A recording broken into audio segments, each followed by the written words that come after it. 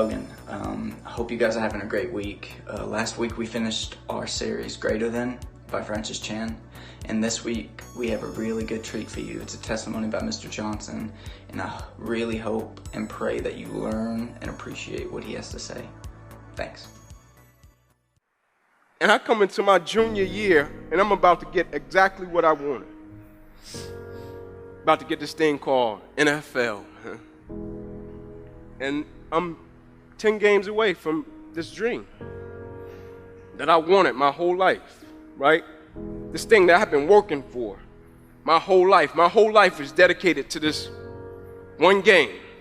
I'm up Saturday mornings, 4 o'clock, 5 o'clock in the morning, 2 miles to a fire station, 2 miles back home. I'm in the park, 9:30, 10 at night, doing everything in my life surrounded the game of football. I'm sitting at home at night, I'm throwing balls up to the ceiling, and I'm catching them different type of ways, trying to see if a receiver was to check me, if I wanted to catch an interception. Like, everything revolved around this game, and I finally get in a position in my life to where now I'm 10 games away from it.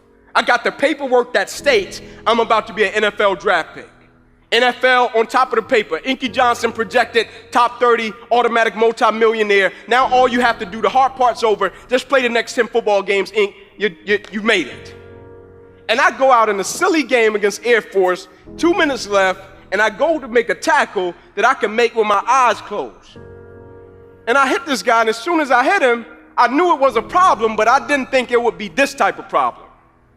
Like, you know how when things happen, you're like, I didn't expect that, but I don't think it's going to be anything too crazy. And when I hit him, every breath in my body left. My body goes completely limp. I fall to the ground. I blacked out. My eyes open. I'm still not, too concerned because it's football.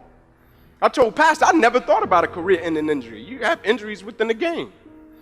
When my eyes open, guys run over, Ink, let's rock, man, let's go, let's finish him off. And I'm like, I can't. They're like, what do you mean you can't? You're a starting corner. Get up. You can nurse your injury after the game, man. I'm like, no, I can't. They said, what do you mean you can't? I said, I can't move. There's a shock, neck to my toes. I can't feel anything. Shock leaves. It stays in my right arm and hand. I'm like, maybe I got a bad stinger. They put me on the spine board, wheeling me off the field.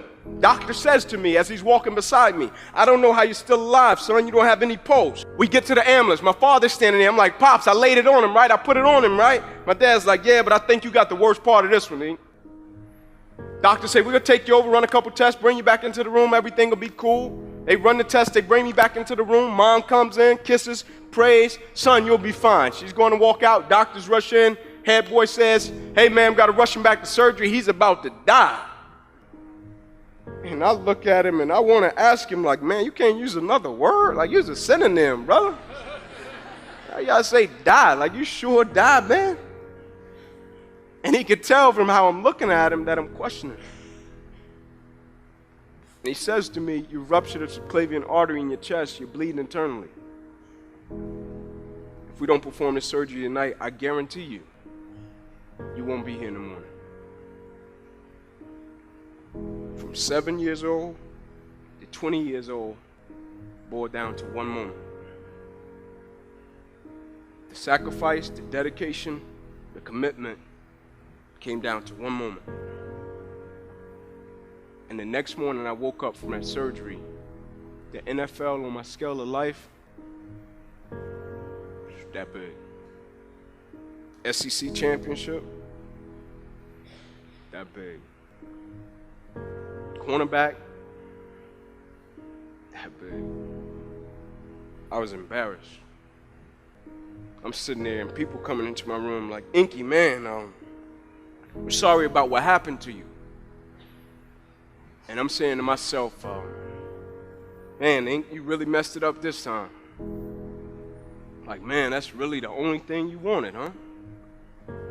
Like, you just thought because you grew up in this so-called hood, 2-bedroom home, 14 people, like the only thing you really wanted was the NFL, that's it. I'm like, man, you limited God to that? Like, life holds no substance, no value? Like, efficient but not effective? I did things right, but I never did the right thing? And now the thing I placed my identity in, now it was gone. That's why I laugh at people when they say, man, if I could just get this, I'll be. Man, if I could just get this position, I'll be. Woo! Man, if I could just get this amount of money, I'm like, ooh. But what happens even if you get it or you don't get it? What happens when God says yes and no? Like, do you have the ability to accept what you don't understand? Can you still see God's plan when it didn't go the way that you thought it would go?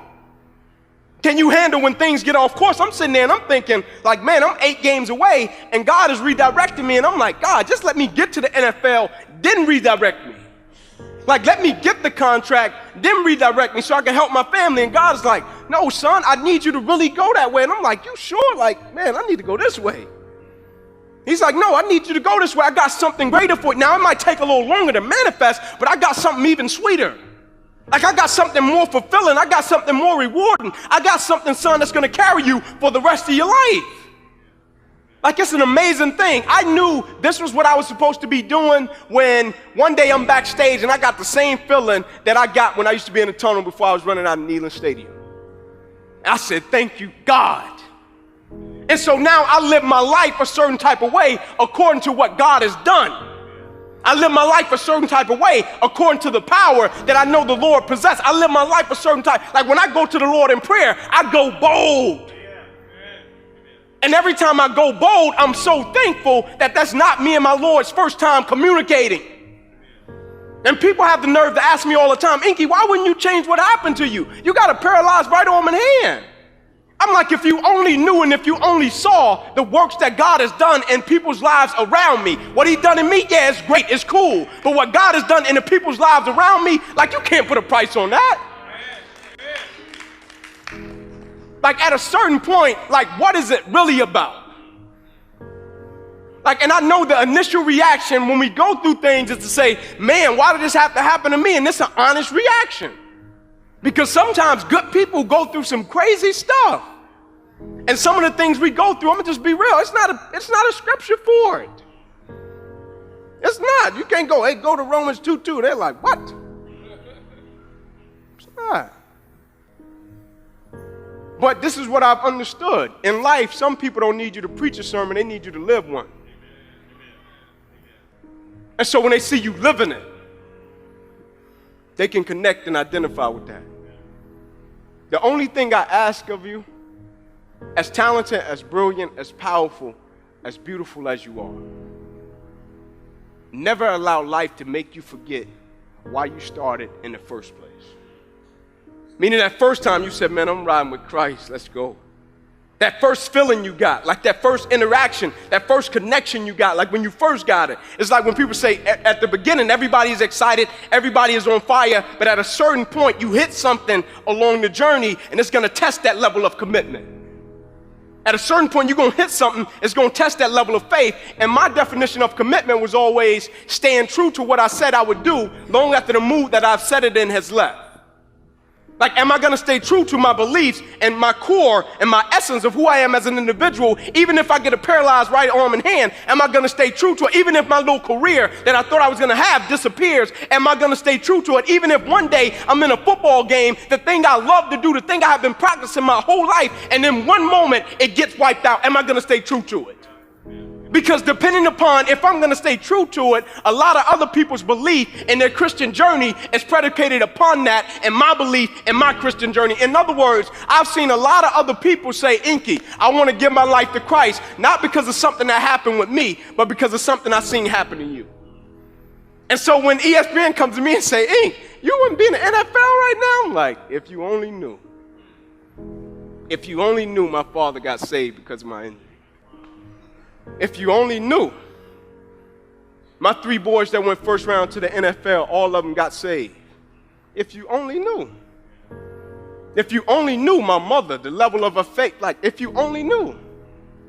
Like I just seen God do some things through the injury, and I'm like, man, every day I wake up, I just try to stay out of his way. I'm gonna leave you with this. We already know what to do when God says yes. We already know what to do when we get blessed. We already know what to do when our prayers get answered. But the question that I have for you, and it's rhetorical, what will you do when God says no? Hey Hey guys, I just loved this story tonight. I hope you guys did too. And that question, what will we do when God says no? That's going to happen in our life. Things that we have planned, they're not going to work out sometimes. And that's our cue to stop and ask God, what do you have for me right now? Especially when you can't control what's happening. When things happen out of your control, like your parents have to move for a job and you change schools, or you don't make the sports team that you want, or you don't get into the school you want to get into, whatever it might be. When things happen that aren't in your control, that's our cue to stop and ask God, what do you have for us now? Because for me, at the end of the day, the plan that I want is the one that God has, not the one that I think is going to be the best for me. So I hope this gives you something to stop and pray about. I hope it gives you something to talk to your friends, your small group leaders. You can message into us if you have questions or comments about tonight. But we're so glad that you joined us, and we're going to worship one song together before we go. Letting go of every single dream, lays wind down at your feet. Every moment am I wondering,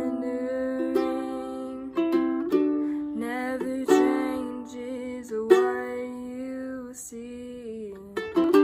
Try to win each war, I confess. My hands are weary, I need your rest. Mighty warrior, king of the fight. No matter what I face, you're by my side. When you don't move the mountains, I'm needing you to move. When you don't part the waters, I wish I could walk through. When you don't give the answers, and I cry out to you, I will try.